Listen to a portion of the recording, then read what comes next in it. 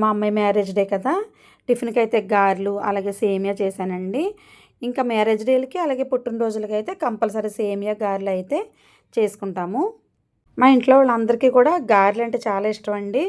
కాకపోతే ఎక్కువ oil food తినడం ఎందుకని చెప్పి ఎక్కువ సార్లు అయితే గారెలు వేసుకోము. ఇలాగా అకేషన్ టైంలోనే ఎక్కువ వేసుకుంటుంటాము.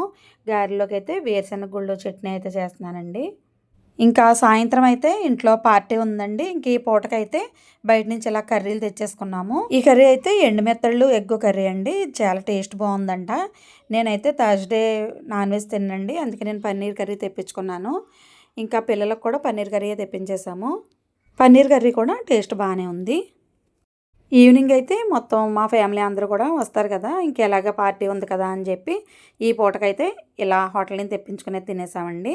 ఈ మామిడి పళ్ళు చూడండి, ఇవి పండూరు మామిడి ఏదో అంటారంటండి వీటిని, నాకైతే పూర్తిగా తెలియదు. కానీ ఇంకా తీపి అయితే చక్కెర పాకంలో వేసుకు తిన్నట్టు ఉన్నాయండి. అంత తీయగా ఉన్నాయి, చాలా బాగున్నాయి. పైకి చూడడానికి ముగ్గలేనట్టు ఉన్నాయి కానీ పల్చని జ్యూస్తో చాలా స్వీట్గా ఉన్నాయండి ఈ మామిడి పళ్ళు అయితే. ఇంకా మా అమ్మాయి వాళ్ళు అయితే ఆంజనేయ స్వామి గుడికి వెళ్ళి వచ్చారండి. గుళ్ళు దర్శనం చేసేసుకున్న తర్వాత జ్యువెలర్ షాప్ వాళ్ళు అయితే కేక్ కటింగ్ చేయించారు. ఈవినింగ్ అయితే మా ఫ్యామిలీ వాళ్ళందరూ ఇంటికి వస్తారు కేక్ కటింగ్కి.